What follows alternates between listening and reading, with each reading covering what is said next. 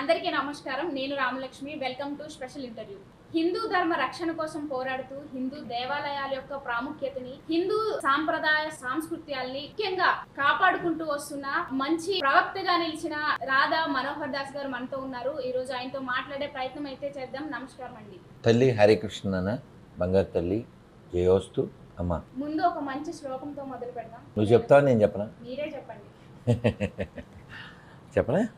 ఆపదామపహర్తారం ధాతారం సర్వసంపదాం లోకాభిరామం శ్రీరామం భూయో భూయో నమామ్యహం.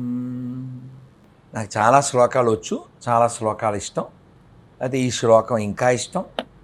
పూజ్య చిన్నజీవి స్వామి వారు ఎప్పుడు ప్రవచనం చెప్పినా ఈ శ్లోకంతో మొదలు పెడతారు. దీని అర్థం ఏమిటంటే ఆపదామపహర్తారం, అన్ని ఆపదల్ని తొలగించేటువంటి వాడు, ధాతారం సర్వసంపదాం, అన్ని సంపదలను ఇచ్చేటువంటి వాడు, లోకాభిరామం, లోకానికి అంతటికీ ఆనందాన్ని ఇచ్చేటువంటి వాడు ఆయన రామచంద్రమూర్తికి. శ్రీరామం భూయో భూయో నమామ్యహం. భూయో భూయో అంటే మళ్ళీ మళ్ళీ నమస్కరిస్తున్నాను.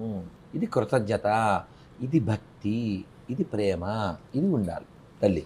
ఇప్పుడు హిందూ ధర్మాన్ని ఇంతగా ప్రేమిస్తున్నారు. ఒక హిందూ ధర్మ రక్షకుడిగా ఇప్పుడు హిందూ దేవాలయాల్లో, మన దేవాలయాల్లో హిందూ భక్తులకి ఒక రక్షణ లేకుండా ఉంటుంది. అలాగే హిందూ దేవాలయాల్లోనే అనేక అక్రమాలు, అవినీతులు కనిపిస్తున్నాయి. దీని మీద మీ అభిప్రాయం ఏంటి? ఈ అభిప్రాయాలు మనం చాలాసార్లు వ్యక్తం చేశాం, చాలాసార్లు ఖండించాం. అమ్మ, హిందూ ధర్మ రక్షకుడు ఇలాంటి పదం వాడారు. మనం ఎవరం ధర్మానికి రక్షకులం కాదు, ధర్మమే మనం రక్షిస్తుంది. మనం ధర్మాన్ని పాటించాలి, ధర్మాన్ని పాటించాలమ్మా. ఈ అవినీతి ఇలాంటివన్నీ జరగడానికి కారణం ఏంటంటే ధర్మం అంటే ఏమిటో తెలియకపోవడం, ధర్మాదాయ శాఖలో ఉన్న వాళ్ళకి కూడా తెలియకపోవడం. ఇప్పుడు దేవుడి సొమ్ము తింటే పాపం, ఇది కామన్గా తెలిసిన విషయం. కానీ అది వాళ్ళ హృదయాంతరాల్లోకి వెళ్ళలేదు. కాబట్టి దేవుడి డబ్బులు ఎత్తుపోవడం, దేవుడి యొక్క బంగారాలు అవి పట్టుకుపోవడం, హుండీలో డబ్బులు ఎత్తుపోవడం. గవర్నమెంట్ కూడా లూటింగేగా చేసేది. ఇల్లు డబ్బులు ఎత్తుకెళ్ళమంటే దొంగతనమే కదా. కాబట్టి విలువలు నేర్పించాలి, బోధించాలి, వాళ్ళని ఎడ్యుకేట్ చేయాలి. ఎడ్యుకేటెడ్ అంటే పేరు చివర పెట్టే కొన్ని అక్షరాలు కాదు. They are literates but not educates. మనకి ఎడ్యుకేట్స్ అంటే ఉదాహరణకి ఈ హైదరాబాద్ సిటీ చుట్టుపక్కల లోపల కలిపి 400 పైన వృద్ధాశ్రమాలు ఉన్నాయంట. ఇది శోచనీయం కదా, ఇది బాధాకరం కదా. వృద్ధాశ్రమాలు పెరుగుతున్నాయంటే అర్థం ఏంటి? తల్లిదండ్రుల్ని నిర్లక్ష్యం చేస్తున్నారని. అవునా? ఇది రాముడు పుట్టిన నేల, రామాయణం జరిగిన నేల. శ్రవణ కుమారుడు రామాయణంలో వాళ్ళ అమ్మా నాన్న గుడ్డివాళ్ళు అయితే వాళ్ళని కావిడిలో వేసుకుని తిప్పాడు. అది ఈ నేల. రోడ్డు పక్కన వదిలేయడం కాదుగా. చాగంటి గారు చాలా బాధపడుతూ చెప్పారు. ఆయన ఒక వృద్ధాశ్రమానికి వెళ్ళారట. వాళ్ళు పిలిస్తే వాళ్ళు వృద్ధాశ్రమం వాళ్ళు వచ్చేవారట ఆయన ఉపన్యాసానికి. దగ్గరండి, ఒకసారి రండి అంటే వెళ్ళారట. వెళ్తే ఓ తల్లి బ్యాగ్ సర్దుకుని గుమ్మం దగ్గర ఉందంట. ఆయన చూస్తూ వెళ్తుంటే మా అబ్బాయి ఇప్పుడు వచ్చేస్తాడండి, నేను ఇంటికి వెళ్ళిపోతున్నాను అందంట. వారేం అడగలే, వారు అడగలేదు, నేను అడగలేదు. అయినా చెప్పింది ఆవిడ. సరే మంచిదమ్మా అన్నాను నేను. కానీ నిర్వాహకులు నాతో పాటు వస్తూ ఆవిడ అలాగే చెప్పుద్దండి, ఆవిడ మెంటల్గా ఫెయిల్ అయిపోయింది, ఎందుకు అలా అని వాళ్ళే చెప్పారట. అమ్మా నీకు ఓ ప్లేస్ చూపిస్తాను అని చెప్పి అక్కడ తీసుకొచ్చి వదిలేశారు. ఈవిడ ఎదురు చూస్తుంది, మా అబ్బాయి వస్తాడు వెళ్ళిపోతామని.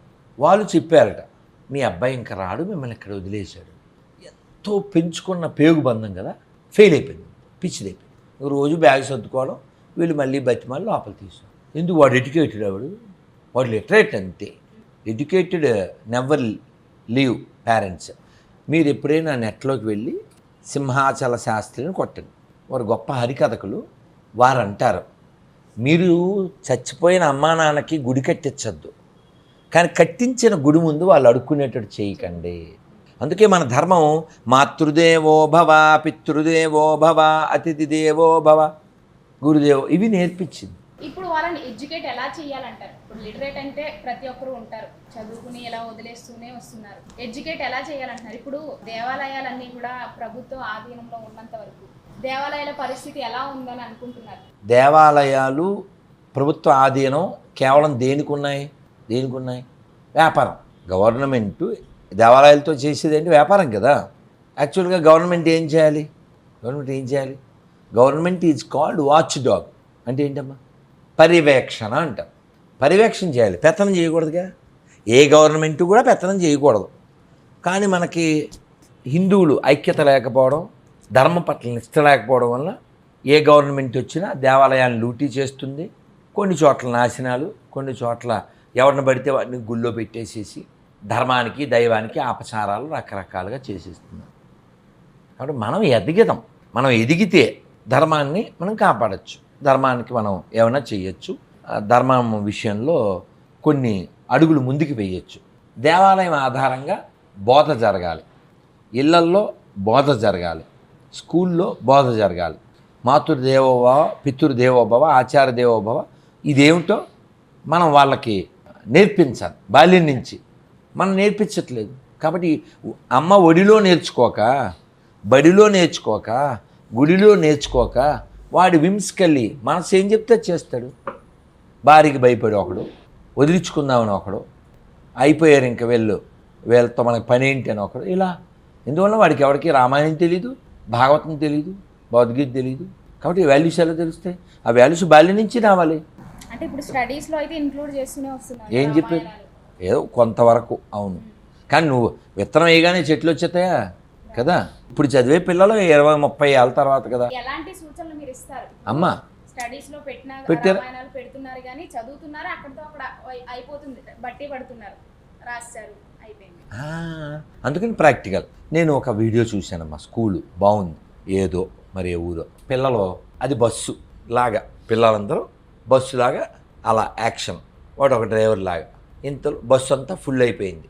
ఒక వృద్ధురాలు బస్సు ఎక్కింది, నిలబడలేకపోతుంది, ఇలా వణుకుతున్నట్టు యాక్షన్ చేసింది ఆ చిన్ని పాప బాబు. అప్పుడు ఆ కూర్చున్న పిల్లవాడు లేచి, మా అమ్మ ఇక్కడ కూర్చో నేర్పించారు. వృద్ధులకి మనం ఇలా ఎవరో వృద్ధులకి గౌరవించాలి, బస్సులో సీట్ ఇవ్వాలంటే వృద్ధులైన అమ్మా నాన్నలకి నువ్వు కదా. కాబట్టి ఇవన్నీ ప్రాక్టికల్గా స్కూల్లో నేర్పించాలి, దేవాలయాల్లో రాయాలి, బోధ చేయాలి. అలా నెమ్మదిగా మార్పు వస్తుంది. ఇప్పటి వరకు కూడా హిందూ ధర్మం కోసం మంచిగా మాట్లాడుకున్నాం. ఇప్పుడు మీరు మాట్లాడిన కొన్ని మాటలు చాలామంది హిందువులనే కాకుండా అలాగే అనేక మంది ప్రజలనైతే ఇబ్బందికరంగా ఫీల్ అవుతామని చెప్పేసి అంటున్నారు. ఎవరు వాళ్ళు? ఏమిటవి? అన్ని మతస్థులు అందరూ కూడా అది ఏమిటి వాళ్ళ మీద కామెంట్స్ అలా చేస్తున్నారు, వాళ్ళు మరీ తక్కువగా కించపరిచి మాట్లాడుతున్నారు అంటున్నారు. అది ఏమిటి? అదే వాళ్ళ ధర్మం కాదు నానా, కాదు. నువ్వు ఏదైనా ఒక పర్టిక్యులర్ చెప్పునానా, ఒక పాయింట్. క్రిస్టియానిటీ కోసం మాట్లాడతారు, అక్కడ వాళ్ళ ధర్మమే కాదు, వాళ్ళ దేవుడే కాదు వాళ్ళు అంటున్నారు. ఎవరు అంటున్నారు? మీరే అంటున్నారు. చచ్చా, నేను ఒక్కనే అంటలేదు. తెలుగు వచ్చమ్మా నీకు? అదిగో అంబేద్కర్ గారు ఏమన్నారు, అనిబిస్ అంటే ఏమన్నారు, ఒకసారి పైకి చదువు. అంబేద్కర్ వాచ, భారతీయులారా, మీ తాత ముత్తాతల మరియు మీ తల్లిదండ్రుల మతమైన హిందూ మతంలో పుట్టి మీ హక్కుల కోసం మీ మతమైన హిందూ మతంలోనే వీరుల్లా పోరాడి సాధించుకోవాలి, అంతేకాని పిరికివారిలాగా విదేశీ మతాల్లోకి పారిపోకూడదు. ఓకేనా? కాబట్టి మూలం మర్చిపోకండి. ఇక్కడ చూడు, మంచి పాయింట్. ఎవరి స్థానంలో వారు ఉంటే ఏ సమస్యలు రావు కదా. ఇప్పుడు నువ్వు ఆటో మీద వచ్చి మాకు పైకి వచ్చి మా అందరితో నేను ఆడి కారు వేసుకొచ్చానని చెప్పావు. మేము నమ్మికి ఎందుకు వచ్చాం? నువ్వు ఆల్రెడీ ఇంటికాడ పెయింట్ డబ్బాతో AUTO ఉంచి ఆ టీఓ తీసేసి DI అని రాసావు. మోసమా కదా? మేము అప్సెట్ అవుతామా? అవుతారు. అంతే. అలా అప్సెట్ అయినప్పుడే అంటే ఇవన్నీ వస్తాయి. అది వేరు. ఇప్పుడు సెక్యులరిజం అనే ఒక వర్డ్ ఉంది. పచ్చి బూతు మాట. ఎందుకంటారు? అబద్ధం కాబట్టి. ఎందుకు అబద్ధం? ఇప్పుడు నువ్వు నిరూపించడం కాదు, ఆ వర్డ్ ని మనం అందరూ రెస్పెక్ట్ ఇవ్వాలి, అందరూ పాటించాలి. కాదు నాన్న, నేను మీ నాన్నగారిని సార్ అన్నాను, ఆయన ఏమనాలి చెప్పు? ఆయన కూడా నన్ను అనాలి కదా, సార్ అనో అండి అనో. అవునా? ఎరా అంటే బాగోదు, రియాక్షన్ వేరేలో ఉంటుంది. అవును. కొంచెం సరదాగా చెప్తాను. ఐ కాల్ యూ అండి టిల్ యూ కాల్ మీ అండి. ఇఫ్ యూ సేరా ఐ విల్ సే పవరా నాట్ రారా. ఒక అబ్బాయి ఫోన్ చేశాడు నాన్న చాలా ఏళ్ళ క్రితం, గురుగారండి మా ఫ్రెండు నన్ను చర్చికి రమ్మంటున్నాడు, రేపు సండే అన్నాడు. ఇవాళ ఏ వారం అన్నా? ఇవాళ గురువారం గురువుగారు అన్నాడు. రేపు లేదు, ఎల్లుండి శనివారం కదరా, శనివారం వాడిని గుడికి పిలువు అన్నా. వాడు రాడు కదండి, మనం వెళ్ళం కదండి. మీ ఊరికి మా ఊరు ఎంతో మా ఊరికి మీ ఊరు అంతే. ఇప్పుడు ఒక పెద్ద ఆయన చెప్పారు, I respect your Quran and Bible, how much you respect my Ramayana and Bhagavad Gita. I respect your Allah and Jesus, how much you respect hour Ram and Krishna. ఇప్పుడు ఉదాహరణకి నువ్వు ఒక ఆడపిల్లవి బండి మీద వెళ్తుంటే ఓ చర్చి కనపడింది, ఎలా రియాక్ట్ అవుతుంది చెప్పు? ఎలా అంటారా? ఏదో అంటారు కదా, ఏదో నేను చెప్పు, చూపించి ఆడపిల్లగా నువ్వే చూపించా, మాకు రాదు. లేదు, నేను ఎప్పుడు చేయలేదు ఎక్కడ కూడా. చూసా, హిందూ మంచి పిల్ల, చూసా, బ్లడ్ ఉంది, హెడ్ ఉంది, మట్టి లేదు, గుడ్. సో మామూలుగా మన ఆడపిల్లలు మామూలుగా ఏం చేస్తారంటే, అంటే వాళ్ళు చెడపిల్లలు కాదు, ఎక్కువ పెద్ద మనసు ఉండడం వల్ల అయ్యే ఎక్కడ ఏమిటిలే ఇలా ఇలా ఇలా అనేస్తారు. నేను చాలా స్టేజ్ మీద పిల్లల్ని పిలిచి ఒకసారి చూపించారా తెల్లి అంటే, అలా చేయడం చెడ్డ అన్నాం. వాళ్ళ ఉదార హృదయం అది. అంటే మసీదులో కూడా దేవుడు ఉన్నాడని మన ఆడపిల్ల భావించింది, అది బంగారు తల్లి అది. చర్చిలో కనపడితే ఇలా ఇలా అని, మొన్న కిస్మిస్ అయింది, వాళ్ళు కేకులు ఇస్తే కేకలేసి తినేసి మెరీ కిస్మిస్ అని స్టేటస్లు పెట్టి అలా మన మన మన ఉదార హృదయం. కానీ ఇది వన్ సైడ్ ఉండకూడదు అంటున్నాను. అంటే ఇప్పుడు ఏమంటున్నారంటే ఆ మతస్థుల వారు మన హిందూ ధర్మాన్ని గౌరవించాలి కదా. వాడు ఇక్కడ వాళ్ళకి పుట్టాడుగా, కానీ వాడి ఫీలింగ్ ఏంటంటే వాడు ఎవరికో పుట్టాడని ఫీల్ అయిపోతున్నాడు. వాడు మీ అంటాడు, మీ ఏంటిరా, మీ నాన్న పేరు రామలింగేశ్వరరావు, నీ పేరు రాంబాబు, మీ ఏంటి మీ ఇలా విడగొడుతుంది కాబట్టి అది పనికి మాలిన బైబిల్ అంటాను నేను. అలా విడగొట్టేది మాకెందుకు? మగవాళ్ళు కూడా చదవలేరు, ఆడవాళ్ళ దాకా వద్దు. నువ్వు చదువుతావు చూద్దాం, దమ్ముంటే కళ్ళతో చదువు, నోటితో చదవలేదు. కింద ఏం రాసి ఉంది చూడు, అలా ఉంటుంది. ఇంకా చాలా ఉన్నాయి, నువ్వు చదవలేవు. ఇక్కడ ఆ మతస్థుల్లో ఉన్న వ్యక్తులు కూడా మాట్లాడుతున్నారు అనమాట, మేము రెస్పెక్ట్ ఇస్తాం హిందూ ధర్మాలకు ఇస్తున్నా. పాస్టర్లే అంటున్నారు, ఇంటర్వ్యూస్ ఇచ్చి వాళ్ళు మాట్లాడుతున్నారు, మేము రెస్పెక్ట్ ఇస్తున్నాం హిందూ. ఎలా ఇస్తున్నాడు, ఎలా ఎక్కడ ఇచ్చినట్టు? వాళ్ళు కూడా మీరు మాకు చెప్పినట్లే మేము కూడా జై శ్రీరామ్ అంటున్నాము, అలాగే మీకు రెస్పెక్ట్, అంటే మేము దాడులు ఏమీ చెయ్యట్లేదు, సెక్యులరిజంని మేము పూర్తిగా ఫాలో అవుతున్నాము. సెక్యులరిజం అసలు ఒప్పుకోదు నాన్న. Bible Quran secularism. ఇప్పుడు నాన్న, ఇప్పుడు ఒక నీళ్లు పాత్ర తెచ్చి అందులో ఓ 2 చుక్కలు నూనె వేస్తే మిక్స్ అవుద్దా? లేదు. నీళ్ళురా, గిన్నెలో నీళ్లు పోసి 2 చుక్కలు కొబ్బరి నూనె ఏదో నూనె పోయి మిక్స్ అవుద్దా? అవ్వదు, అది పైన తేలుతుంది. ఇది అంతే. ఈ చుక్కలు అక్కడ చెక్కలు అంతే, అవి తేలుతాయి నాన్న. నీకు అర్థమయ్యేలా చెప్తాను. ఇప్పుడు కాదు నాన్న, ఇది పెద్ద డిసీజు. స్వామి వివేకానంద టైంలో ఈ పాస్టర్ ఒకడు వచ్చి ఒక శివుడి బొమ్మ, గణపతి బొమ్మ పిల్లల్ని పిలిచి ఓ పాత్ర తెచ్చి అందులో వేసాడు. విగ్రహం ఏమవుద్దమ్మా? కిందకి వెళ్ళిపోద్దుగా. చూసావు, మీ దేవుడు మునిగిపోయాడు అని అంటే పాప పిల్లలు తెలియదుగా. మా వాడు చాలా సర్వశక్తిమంతుడు, జస్ట్ 3 మేకులు కూడా పీక్కోలేడు అని చెప్పి ఏదో వాడికి కావాల్సింది వాడు చెప్పేశారు. ఇది ఆయనకి తెలిసింది. ఏం చేశారు? నిప్పు తీసుకొచ్చి ఆ విగ్రహం మీద కిరోసిన్ ఏదో పోశారు, చెక్క మీద పోశారు, అగ్గి పెట్టారు. ఏది మిగిలింది? విగ్రహం మిగిలింది, చెక్క బూడిదయింది. ఈ చావు తెలివితేటలు అయ్యి వాడుతుంటారు. అందుకని అది శవం మతం గమనించుకోవాలితే. ఇప్పుడు నన్ను ఇక్కడ చూడు, విష్ణుమూర్తి ఎలా ఉన్నాడు?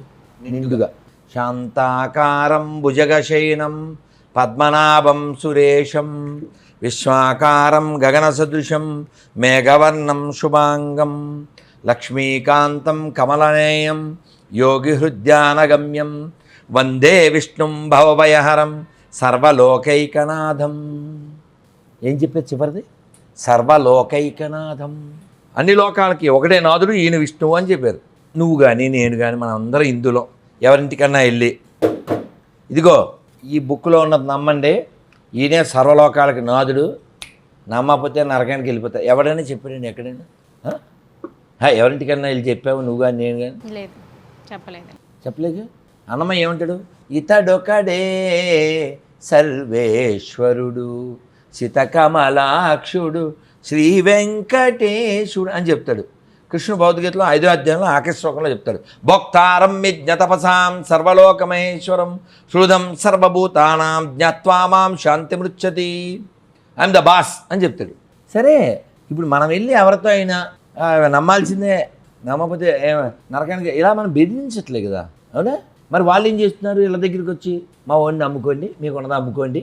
ఇది పండగ పూట కూడా. నీకు తెలుసా, మొన్న లాస్ట్ ఇయర్ ఇక్కడే ఆర్టిస్ట్ క్రాస్ రోడ్లో ఓ పిల్లని అంత ఉంటుంది, దీపావళి టైం, కార్తీక మాసం, ఇంటి ముందు ముగ్గేసి దీపాలు పెట్టుకుంది అపార్ట్మెంట్లో.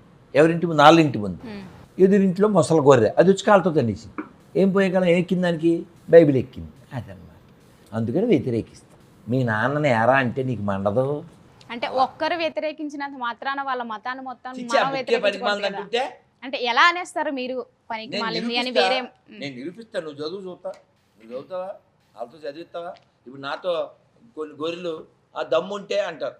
దమ్ముంటే ఇదిగో ఈ చదివేసి వీడియో చేయి, మీ అక్కతో మీ చెల్లితో అని పెడతాను. ఇంకా రాడు. పాస్ట్ ఉంటే మాట్లాడించండి, ప్రూవ్ చేయండి. నీకేం ప్రూవ్ కావాలి చెప్పు. ఉమ్, ఈ రెండిట్లో రామలక్ష్మి మెచ్చుకోవాలి. నన్ను ఏం చెప్పండి. ఒకటి గురువుగారు శ్లోకంతో మొదలు పెడదాం ఉంది. గిద బిగ్ అప్లాస్. ఇది రెండోది గొర్రెలకి ఫోన్ చేయండి. ఎందుకంటే నాకు కూడా చూడు ఎన్ని బాకీయో. ఇది ఒక సెల్లో, ఇంకో 2 సెల్లో బోల్డ్ అని బాకీ ఉన్నాయి. చూడు గొర్రె భాస్కర్ తెలంగాణ. మాట్లాడండి, అంటే వాళ్ళు చెప్తారు, సరైన select సమాధానం చేయొద్దా? ఇస్తారు కదా. సెలెక్ట్ చేయొద్దు. బోల్డ్ గొర్రెలు ఉన్నాయి పాప వాళ్ళకి. సెలెక్ట్ చేయొద్దు. ఎవడ అదృష్టవంతుడు? ఉమ్, గొర్రె జీ కుమార్ ప్రమోద్, హైదరాబాద్ గొర్రె, నాస్తిక రూపంలో ఉన్న గొర్రె, గద్వాల్ పాపి, కాకినాడ గొర్రె, కర్ణాటక పాపి. ఎన్ని మిస్టేక్లు చాలా రోజుల నుంచి ఉన్నాయి. కొన్ని ఈ పుణ్యం ఒకటైనా ఖాళీ అవుద్ది. కింద నుంచి వద్దాం. ఇప్పుడు తాగుబోతున్నాడు, తాగుబోతున్నా అని తిట్టేస్తే ఆ థ్యాంక్ యూ బ్రో అంటాడు. ఏంటాడు అంటాడమ్మా? అంట కదా. ఉమ్. అలాగన్నమాట. గొర్రెని గొర్రె అంటే ఊరుకుంటారు ఏంటమ్మా? వెళ్ళేదని. మరి ఇందాక మీరే కదా అన్నారు, మరి గొర్రెని గొర్రెనే అనాలి. ఇప్పుడు నేనంటే వాళ్ళు వాళ్ళు బాధపడుతున్నారు కదా. దొంగోడు అంటే ఊరుకుంటాడా? తాగుబోతుంటే ఊరుకుంటాడా? గొర్రెని గొర్రె అంటే ఊరుకోడు, బాధపడతాడు. తమ పూర్వీకులు నరకానికి వెళ్తారని చెప్పే నాస్టీ ఫిలోసు ఎవడికి ఉపకారం? పూర్వీకులను గౌరవించిన వాడు, నాన్న చచ్చిపోతే తగలబెట్టడానికి రానోడు, అమ్మని అమ్మ అని పిలవనోడు, ఇలాంటి ఎదవలను తయారు చేసే పనికిమాల బుక్ మాకెందుకు? మాతృదేవ భవ అని చెప్పే ధర్మం కావాలి కానీ. హలో సురేష్ గారు, నేను రాధా మనోహర్ అండి. నన్ను పడుకున్నారా? నాన్న హరే కృష్ణ. మీరు పాపం చాలా రోజులు అయింది నాకు ఫోన్ చేశారు, కానీ సెల్ నా దగ్గర లేక చూసుకోలేదు. సురేష్ గారు హైదరాబాదే కదా? నాన్న చెప్పండి నాన్న, అప్పుడు ఎందుకు చేశారో ఏమిటో. మిస్డ్ కాల్ ఉంటే చేశాను, ఇప్పుడు కుదిరి. నాన్న బాగున్నారా? నాన్న చెప్పండి నాన్న, ఏమైనా చెప్పాలి నాతో? ఏంటన్నా? చెప్పండి నాన్న, మీరు ఏమన్నా అడగాలి నన్ను? అడిగేదంటే మీరు తెలిసి మాట్లాడుతున్నారు, తెలియక మాట్లాడుతున్నారు, తెలియదు కానీ 44 మంది తాగుబోతులతో బైబిల్ గ్రంథంలో రాయబడిందని చెప్పారు కదా. అది ఏ చరిత్రకారులు రాసిన లేఖనాలు? ఎవరు రాశారు? 44 మంది రాశారు లేదా? 44 మంది రాశారు. 44 మంది రాశారు కానీ వాళ్ళు తాగుబోతులు అని చెప్పి ఏ విచారణ చెప్పారు కదా. విచారణ అనలేదు, తాగుబోతులు అనాలి. పోలే అయితే అయి ఉండొచ్చు.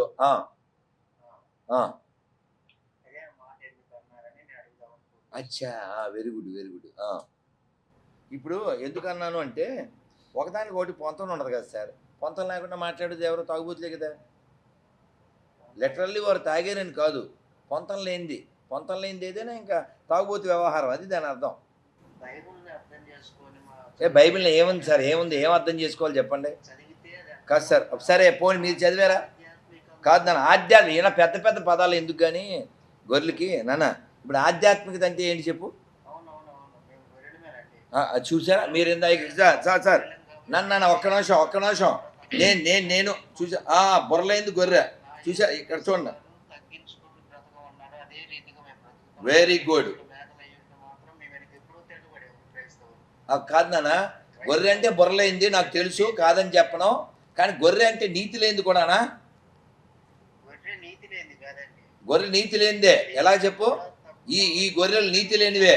ఇప్పుడు నువ్వు ఉన్నావు, నీ పూర్వీకులు గొప్పోళ్ళా చెడ్డోళ్ళా? ఎలా చెప్పు, ఎలా గొప్పోళ్ళు?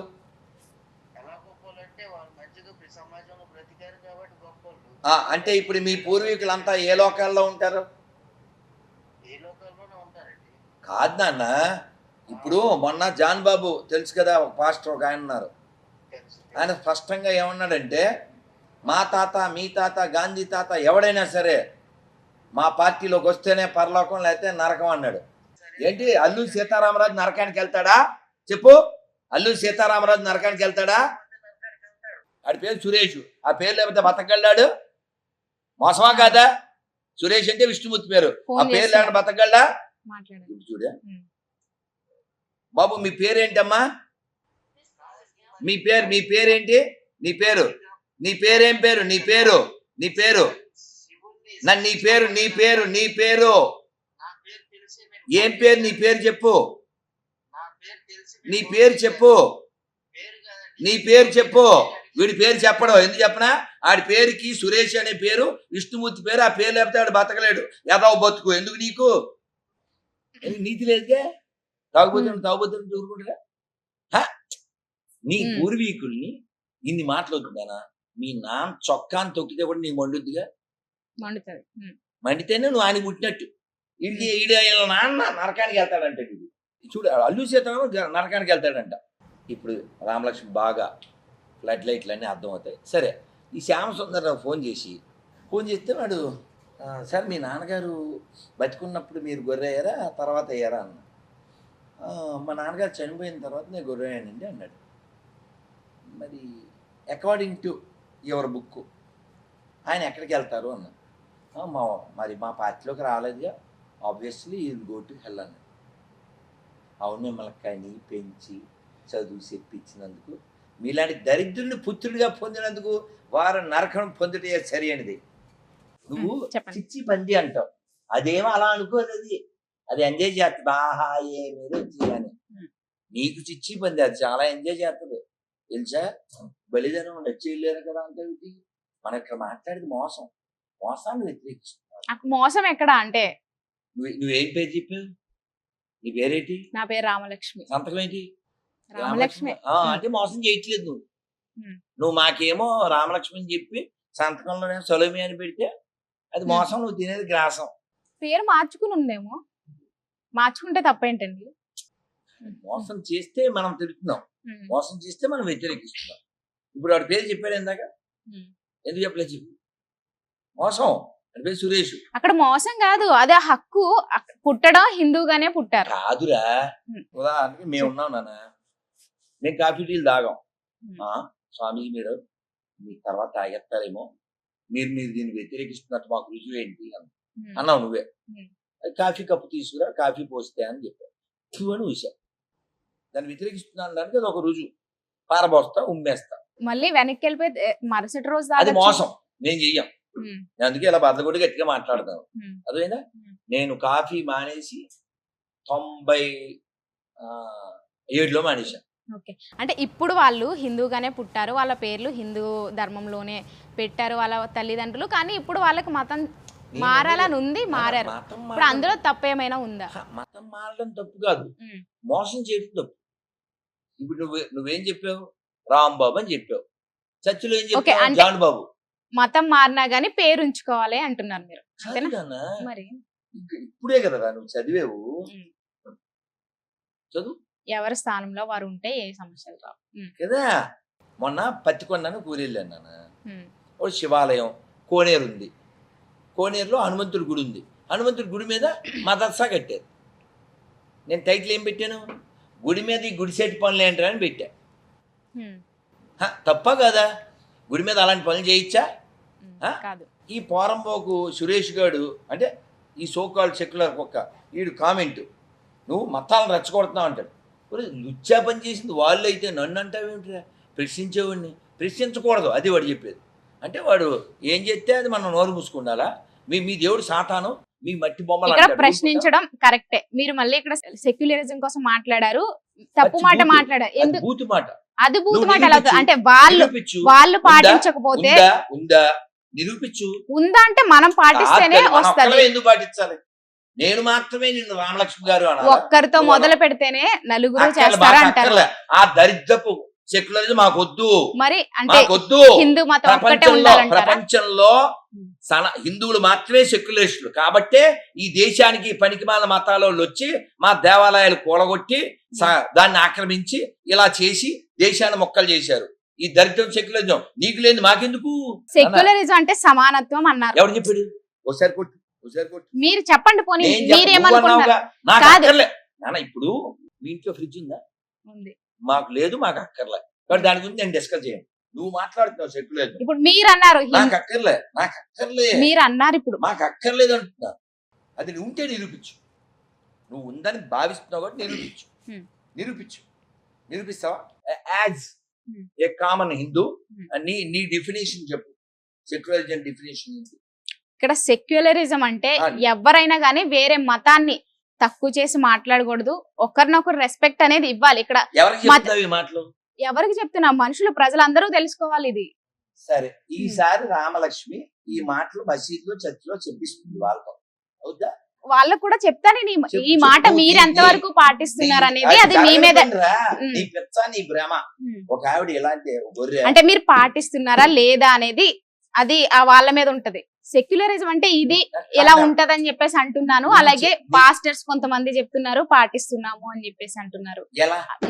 మాట్లాడినంత వరకు కూడా మేము రెస్పెక్ట్ ఇస్తున్నాము హిందువులకి, ఒకరి మీద ఒకరు దాడులు కాకుండా రెస్పెక్ట్ ఇస్తూ వాళ్ళకి గౌరవం అనేది కనిపిస్తుందని చెప్పేసి అంటున్నారు. గౌరవం అంటే ఏంటి? ఇప్పుడు ఫర్ ఎగ్జాంపుల్, అబ్బాయి నీ పేరేంటి? రాకేష్. నీకు ఏ దేవుడు ఇష్టం? హనుమంతుడు ఇష్టం. నీకెవరిష్టం? నాకు అందరూ ఇష్టం. ఏదో ఒక నువ్వు ఫీల్ అయ్యే గాడ్ ఎవరు చెప్పు? నేను అందరినీ నమ్ముతాను సార్. నమ్మకం ఒక్కటే ఉంది. ఇప్పుడు మనం ఎవరో ఒకరిని ఇష్టపడడం అనేది ప్రతి వ్యక్తికి సహజం. సరే, ఇప్పుడు వాడు నమ్మే హనుమంతుడిని ఇతరులు నమ్మకపోయినా నీకేం ప్రాబ్లం లేదు. నేను కృష్ణుని నమ్ముతాను, నేను నమ్మే కృష్ణుని ఇతరులు నమ్మకపోయినా పర్వాలేదు. నేను చెప్తున్నా మీడియా ముఖంగా, వాడికి శివుడు ఇష్టం, వాడు కూడా చెప్తాడు. ఓకే, ఏ క్రిస్టియన్తో అయినా ముస్లింతో అయినా వాళ్ళు నమ్మే అల్లాని జీసస్ని ఇతరులు నమ్మకపోయినా పర్లేదు అని చెప్పించు. ఇక్కడే దేవుడు ఉన్నాడు అని అనుకుని ఒక్కనే నమ్ముతాం అంటున్నారు. కాదు, ఇతరులు నమ్మకపోయినా పర్లేదు అని చెప్పించు అంటున్నా. వాడి నమ్మకం నుంచి కాదు నాన్న. ఇప్పుడు నువ్వు ఇంటికి వెళ్ళి కొండ బిర్యానీ తిను, అది నీ వ్యక్తిగతం. నువ్వు కొండ బిర్యానీ తింటే నాశనం అయిపోతావు అని నేను చెప్పించను. నేను జ్యూస్ తాగాను అంతే, అది నా ఆహారం, అది నీ ఆహారం. కానీ నువ్వు జ్యూస్ మాత్రమే తాగాలని బెదిరించే హక్కు నాకు లేదుగా. అర్థమైందా? సరే, ఇప్పుడు ఒకటి చెప్పండి, మత మార్పిడి అనేది దైవ ద్రోహం అంటారా? దేశద్రోహం అకార్డింగ్ టు అంబేద్కర్. ఎందుకని? వాడికి జాతీయతా భావం పోతుంది. ఇక్కడ ఎన్నాళ్ళు నేను ఒక 6 months అంతే, చిన్నపిల్లవే.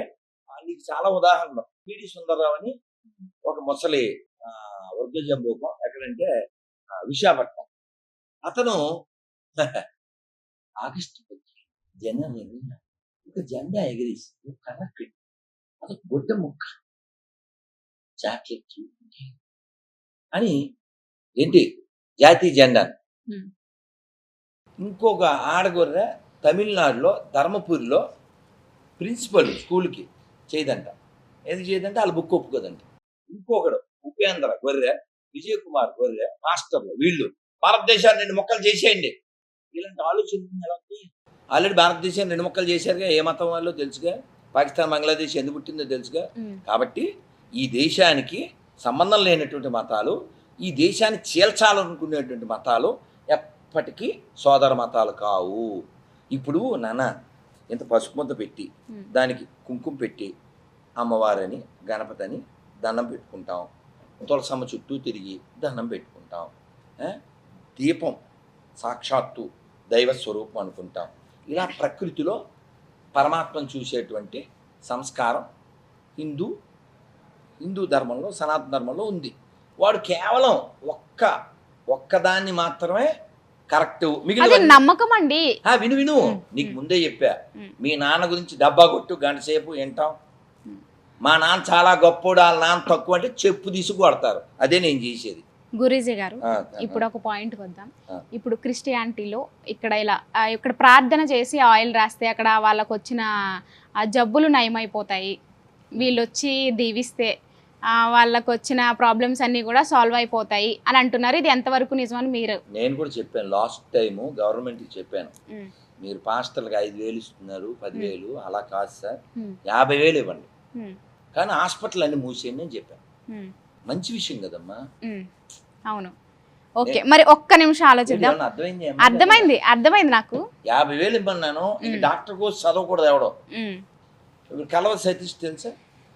ఇక్కడ కచ్చీఫ్లు నూనె అమ్ముతాడు కదమ్మా, తెలీదు. సో అతను కచ్చీఫ్ ఆయిల్ డబ్బాలు అవి అమ్ముతుంటాడు. అతను కలజోడు పెట్టుకుని బైబిల్ చదువుతాడు. జాన్ బాబు కలజోడు పెట్టినే చదువుతాడు. జాన్ వెస్లీ కలజోడు పెట్టుకునే, ఇమ్మానియులు కలజోడు పెట్టినే చదువుతాడు. వాళ్ళు పెద్ద పెద్ద రోగాలు తగ్గిస్తారుగా. టచ్ గడ్డ పగిలిపోను అంటాడు, కిడ్నీ బాగు చేసేస్తాడు, క్యాన్సర్ బాగు చేసేస్తాడు, ఎయిడ్స్ బాగు చేసేస్తాడు. మొన్న ఆ మధ్య అయితే ఆ అమ్మాయికి అసలు గర్భసంచి వచ్చిందంట. వెంటనే బ్రహ్మానందం అన్నాడు, ఒరే అది గర్భసంచా ప్లాస్టిక్ సంచా అని. సో కాబట్టి ఇన్ని మిరాకిల్స్ చేస్తారుగా. అందుకని నీకు టాస్క్ ఇస్తున్నాను. ఇక్కడ Helen Keller dumb and deaf centre ఉంది, 1200 మంది ఉన్నారు. నీకు టాస్క్ ఇస్తున్నాను 1 year. ఏ పాస్టర్ అన్నా తీసుకెళ్ళి వాళ్ళందరినీ బాగు చేసేయమ్మా. నేను ఎలా బాగు చేస్తాను కానీ ఒక్క నిమిషం, మిరాకిల్ ఉందని నమ్మితే. నేను నమ్మట్లేదు, అలాంటి నేను నమ్మను. నీకు ఓకే, బుర్ర ఉంది. ఆ విషయానికి వస్తే ఇంకొక మాట మాట్లాడదాం. ఇప్పుడు వాళ్ళు ఇలాంటి నూనెలు రాస్తే తగ్గిపోతాయని చెప్పేసి వాళ్ళు అంటున్నారు, దాన్ని మనం వ్యతిరేకిస్తున్నాం. ఎవరైనా వ్యతిరేకించాలి, అలా ఎలా తగ్గుతాయి? ఇప్పుడు మన హిందూ ధర్మంలో కూడా ఇలాంటివి జరుగుతున్నాయి కొన్ని అని చెప్పేసి అంటున్నారు. లైక్ ఇప్పుడు తాయెత్తులు కడితే అక్కడ మీకు వచ్చిన జ్వరం తగ్గిపోద్ది, మంత్రాలు వేస్తూ ఉంటారు పల్లెటూరులో, ఇప్పటికీ జరుగుతున్నాయి. ఆ మంత్రాలు వేస్తే మీకున్న ప్రాబ్లమ్స్ అన్నీ సాల్వ్ అయిపోతాయి, మీకున్న వెనకాల ఉన్నవన్నీ ఇలా అంటూ ఉంటారు. మరి ఇవి ఎంతవరకు నిజం? కాదు, తాయెత్తు కట్టుకోవడం లేకపోతే మంత్రం అనే దానికి ప్రభావం ఉంది. ఎందుకంటే చిన్నప్పుడు ఇప్పుడు కూడా పావు మంత్రం వేసేవాళ్ళు ఉన్నారు. ఆ మంత్రానికి దాని ప్రభావం ఉంది కూడా. అంటే ఎలా ఉంది అని అడుగుతున్నారు. చిన్నప్పుడు మేము అనిపించాం. ఆలగడ్డెళ్ళు అక్కడ ముస్లిం తాయెత్తు కడతాడు, హిందువులు వెళ్తారు, హిందువులు తాయెత్తు కడతారు, ముస్లింలు వెళ్తారు. కానీ ఎవడైనా టామ్ చేశారా ఎక్కడైనా? లేదు. మరి ఇక్కడ కలవరి టెంపుల్కి రమ్మని లేకపోతే ఇంకో చర్చికి రమ్మని వీళ్ళు కొంప దగ్గరికి వచ్చి అడుక్కుంటున్నారా? అక్కడ అడుక్కుంటున్నారు, వీళ్ళు గోల చేస్తున్నారు, వాళ్ళు గోల చేయట్లేదు, కానీ అక్కడ చేస్తున్నారు కదా, దాని వల్ల తగ్గుతున్నాయి అంటారా మన హిందువులు చేసేవాడు? అవి ఎంతవరకు నిజం అందులో ఎంతవరకు ఉంది అంటారు? వాళ్ళు 10 రూపాయలు 5 రూపాయలు తాయెత్తు కట్టుకోవచ్చు. వాళ్ళు ఏమైనా మోసం చేస్తున్నారా? అక్కడ వ్యాపారం ఏమైనా చేస్తున్నారా? అంటే మరి అక్కడ ఏం జరుగుతుంది అంటారు? ఫెయిత్. అక్కడ హనుమంతుడి ముందు తిరుపతి కూడా వెళ్ళొచ్చు. తిరుపతి గాంధీ రోడ్లో కూడా ఆ తాయెత్తులు ఇస్తారు. ఇప్పుడు నేను కూడా చేతి కడియం అది వేసుకున్నా. ఓకే, ఒక గుర్తు. ఇదేమో బృందావనం నుంచి, ఇదేమో హరిద్వార్ నుంచి. ఒక గుర్తు, ఓ ఫెయిత్, అంతే. గుర్తులు వ్యాపారం ఏం లేదు, గుర్తులు ఉంచుకోవచ్చు, వ్యాపారం ఏం లేదు. అంటే ఇప్పుడు ఎవరు పడితే వాళ్ళు స్టార్ట్ చేసి అందులో ఏదో కట్టి మేము పోములు కడుతున్నామని చెప్పేసి ఎక్కడ ఉందన్న? ఇప్పటికీ పల్లెటూరులో జరుగుతుందండి. ఎక్కడైనా ఎవరైనా కంప్లైంట్ చేశారు? అవును, ప్రజలు చెప్పిందే నేను మీ ముందుకు వచ్చి క్వశ్చన్ చేస్తున్నా. ఒక్కరిని మీ దగ్గరికి వచ్చి చూపించలేం కదా మేము. నేను వస్తా, నువ్వు చెప్పిన చోటుకు వస్తాను. అక్కడ ఎక్కడైనా మోసం జరిగి ఎవరన్నా మోసపోతున్నారు అంటే ఇప్పుడు తాయెత్తులు కట్టించుకుని పోములు కట్టించుకుని అక్కడ ఎలాంటి మోసాలు జరగట్లేదు, అది ప్రాబ్లం నయం అవడానికే కట్టించుకుంటున్నారు అంటారు మీరు? ఫెయిత్ వలన ఇంకోరికి నష్టం జరిగిందా? వాళ్ళ ఫెయిత్ వలన ఎవరికైనా నష్టం డ్యామేజ్ అయ్యిందా? ఫర్ ఎగ్జాంపుల్, మేము పొద్దున్న లేచి హోమం చేస్తాం కదా. ఎక్కడ చేస్తాం? మా ఇంట్లో చేస్తాం. మా ఇంట్లో హోమం చేస్తాం, ఏదో భగవద్గీత భాగవతం చదువుకుంటాం, ఎవరికి ప్రాబ్లం లేదుగా. హోమం రోడ్డు మధ్యలో పెడితే ప్రాబ్లమే కదా. ఇప్పుడు కుంభమేళా జరుగుతుంది, అసలు కుంభమేళా అంటే మీరు ఏమనుకుంటున్నారు? పాత్ర, అమృత పాత్ర. ఈ అమృత పాత్ర నుంచి 4 స్థలాల్లో అమృత బిందువులు పడతాయని శాస్త్రవచనం. సో ఈ సమయంలో స్నానం చేస్తే చాలా మంచిది, పుణ్యకాలం. కాబట్టి అందరూ ఈ సమయంలో త్రివేణి సంగమంలో పారే నీటిలో స్నానం చేస్తారు. So great gathering on earth. అది ఈ కుంభమేళా గ్యాదరింగ్ భగవంతుడికి ప్రజల్ని దగ్గర చేస్తుందని అంటారా? పుణ్యం కదా. ఇప్పుడు కేవలం అక్కడికి స్నానం చేసి వెళ్ళిపోరుగా. అటు నుంచి అయోధ్య వెళ్తారు, అటు నుంచి కాశీ వెళ్తారు. ఇప్పుడు నాకు తెలిసిన వాళ్ళే తిరుపతి నుంచి, గురుజీ మేము ఇక్కడ ఉన్నాము, ఇంకా స్నానం అయిందా అన్న. లేదు గురుజీ వెళ్తున్నాం, స్నానం అయిపోయాక మేము అయోధ్య వెళ్ళిపోతాం, మళ్ళీ రాత్రికి మేము కాశీ వెళ్తాం, 2 days ఉండి మళ్ళీ రిటర్న్ వచ్చేస్తాం 16కి, ఇలా చెప్పారు. ఇప్పుడు ప్రతి సంవత్సరం శివరాత్రి వస్తుంది, శివాలయంలో కార్యక్రమాలు జరుగుతాయి. ప్రతి సంవత్సరం కృష్ణాష్టమి వస్తుంది, కృష్ణాలయంలో కార్యక్రమాలు జరుగుతాయి. ప్రతి సంవత్సరం శ్రీరామనవమి వస్తుంది, రాములవారి కళ్యాణం కార్యక్రమాలు జరుగుతాయి. అలాగే ప్రతి 12 ఏళ్ళకి ఒకసారి కుంభమేళ పుష్కరాలు వస్తాయి. అలా ఇది కూడా ఇంకేంటి ఇందులో పెద్ద, ఇందులో ఏమన్నా విషయం ఏముంది అంటే ఇవి జరుగుతూనే ఉంటాయి ఎప్పుడు. ఎవరి పుష్కరం. ఇంకో విషయం, మన పండగలు బతికిస్తాయి. మొన్న సంక్రాంతి సంబరాలని పెట్టారు. ఎక్కడ? ఇప్పుడే పెట్టాను, ఇందాక వీడియో పెట్టాను. అది మొన్న సంక్రాంతిది. సంక్రాంతి నాడు నేను విశాఖపట్నంలో ఉన్నాను, వెళ్ళాను. వాళ్ళు పిలిచారు, పెద్దది 1000 మంది వచ్చారు. నేను అలా క్యాబ్ దిగాను. అక్కడ ముస్లిం ఆవిడ బొమ్మలు ఏదో అమ్ముకుంటుంది, ఇంకో క్రిస్టియన్ ఆవిడ పువ్వులేవో అమ్ముకుంటుంది. ఇప్పుడు కుంభమేళాలో కూడా వేరే మతస్థులు వ్యాపారాలు చేస్తున్నారు. ఇప్పుడు మన గొల్ల దగ్గర, మన గొల్ల లోపల, చివరికి నీకు తెలియని విషయం, అడుక్కునే వాళ్ళలో కూడా ఇతర మతస్థులు మన గుళ్ళ దగ్గర అడుక్కుంటారు.